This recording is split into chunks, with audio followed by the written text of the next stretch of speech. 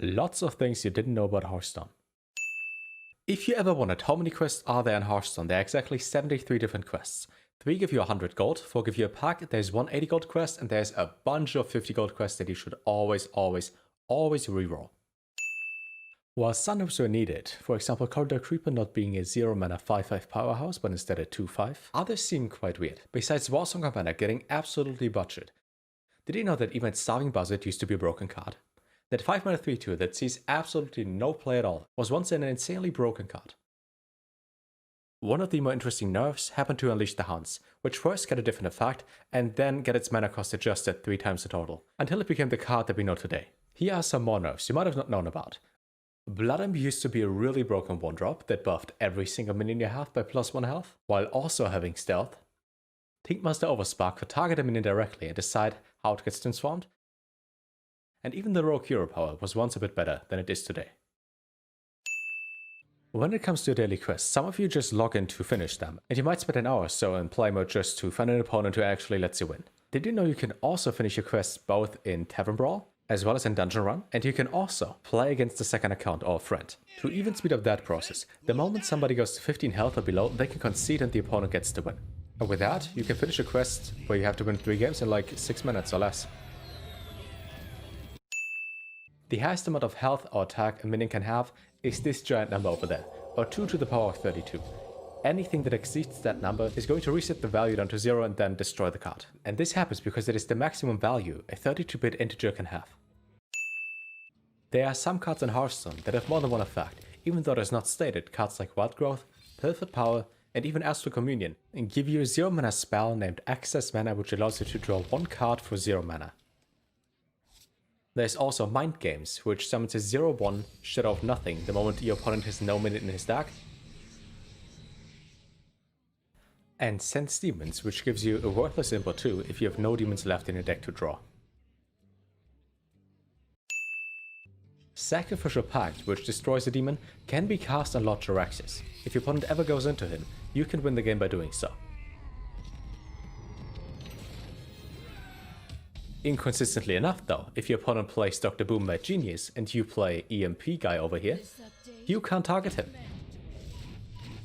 Give that minion a turn to get ready.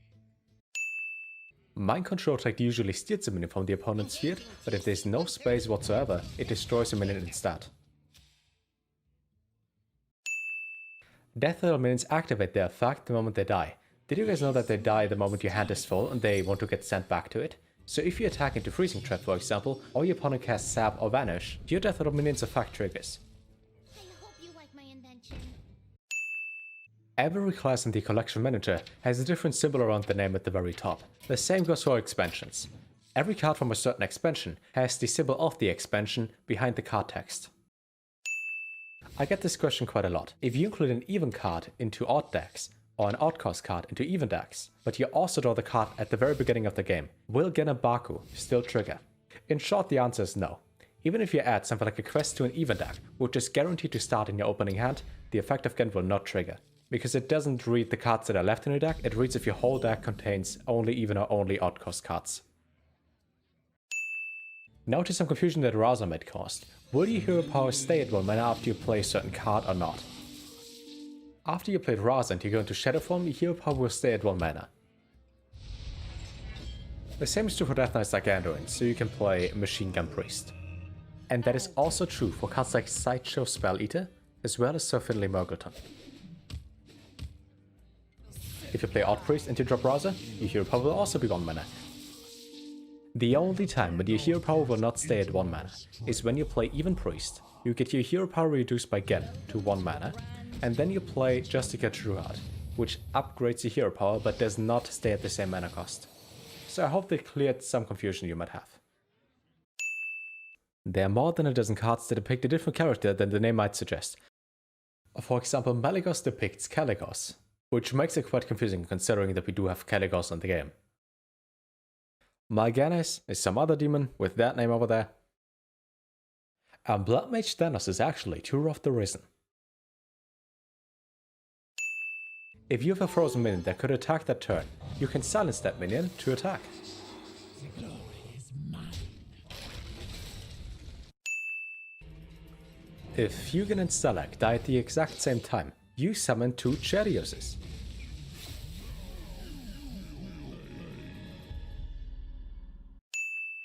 While Hearthstone does not have any achievements per se, they do have hidden quests. For example, if you finish the whole expert set, you get 100 gold.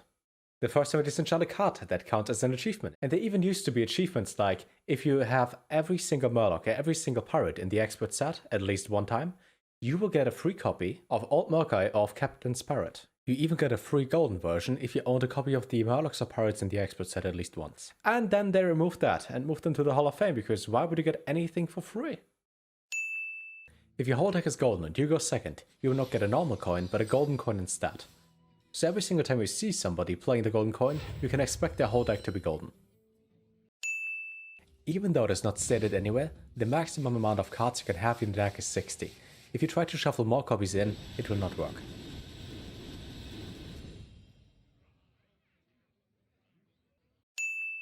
Do you remember how Cthulhu cards used to say, wherever he is? Did you know that even if you don't include Cthulhu in your main deck, but you include cards that read, if your Cthulhu has a certain amount of attack, do this. Like Sheared Girl over here. You can still use those effects. As long as your Cthulhu has 10 attack, it doesn't matter if he is in your deck or not. There are a lot of different hidden interactions on game modes, and here are my top 5.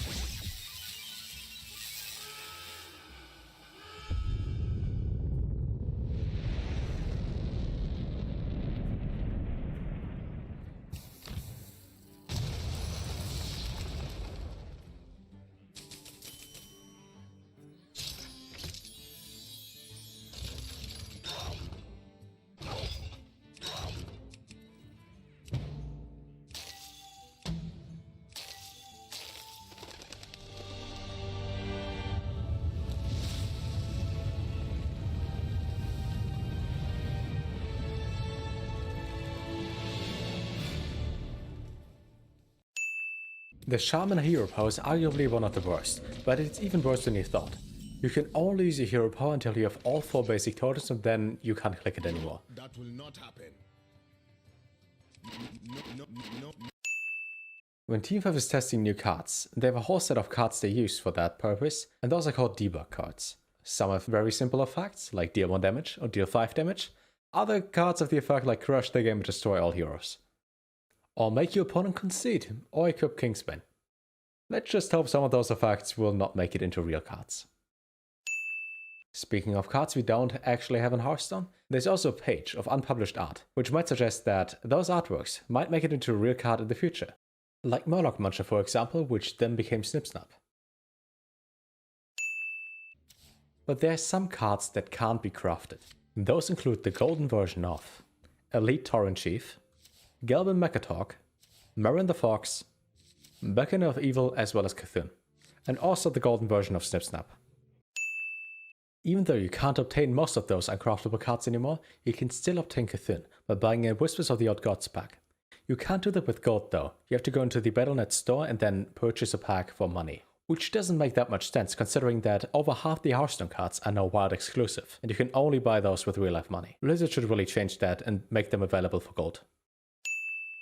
In this shop you can double click to increase the number of packs you would like to buy with gold. That only works up to 50 though. If you ever wondered what the most and least played card in Hearthstone is, you can check Zone H's replay. Well, at the moment, Shaman being dominant, Such being number 1, some of the least played cards include Darkmare Moonkin, Worgen Abomination and Holomancer. I guess we can agree that the design of those cards is really bad.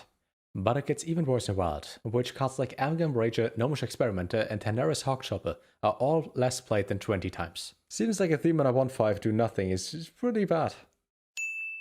Did you guys know that Hackerbot has 18 different insults? He has 9 quotes for when he gets summoned and 9 quotes for when he attacks. Every time you attack or you summon him, there's a quote chosen at random. Some of those would be, "You blithering bumpkin! You noxious ninny! You gigantic goose! You disreputable dunce! You jabbering junk heap!" Bob, our helper, our boy, can be replaced sometimes by Bartendertron. He's the mech version of Bob, and he only offers mech cards. Those are rare encounters that only happen during the Dalaran heist though, but you might face him sometime. Some cards with the choose one effect get a different artwork when their effects are combined. And those 7 minions are Druid of the Claw, Flame, Saber, Swarm and Scythe, as well as Wardroid Loti and Shellshifter. With Saviors of Doom there was a second set of quests that were introduced, one for each class, exactly like in Ungoro. You can include 2 quests in one deck, but even though both quests will start in your opening hand, you can only have one quest in play until you finish it. If you try to play the second quest while the first one is still active in play, this error occurs. I can't do that. I can't do that. I can't do that. You can still trigger the sorry emote if you have Major Noggin Fogger in play and then try to emote, because your emotes are also chosen at random. Sorry that happened. Let me tell you guys the story where you cannot play Kazakis in Rogue. I get this question quite often, why don't you include this certain card from Gadget Stand in your class? In Gadget Stand they introduced tri-class cards. 3 classes belong to one group. For example, Grim Street Informant cannot be played outside of Paladin, Warrior and Hunter, the hand buff classes. Exactly like Kazakis can only be played in Priest, Mage and Warlock, which is why those are the preferred Reno decks or Reno classes. To have something like a guide, everything that discovers belongs to the Cabal, or Priest, Warlock and Mage, the Reno classes. Everything that buffs your hand belongs to Paladin, Hunter and Warrior. And everything that has anything to do with Jade is Rogue, Shaman and Druid. Multiple cards in Hearthstone are derived from the Waterwalk of TCG, but then they got a different name, it became different cards altogether. For example, Kodara Drake over here was called Azure Drake in the TCG. Tundra Rhino is known as Woolly White Rhino, but there are also cards that have the exact same name, like Living Roots and also Ronin. There are quite a lot of cards that are taken from the Waterwalk of TCG and put into Hearthstone, so those are just some examples. And that is everything you might have not known about Hearthstone. If there's anything I forgot to mention, please put it in the comments down below. Leave a like, make sure to subscribe and follow me over on Twitch. Also, if you have Twitch Prime, you know I take that. Thanks for watching the video, have a good day, and see you soon.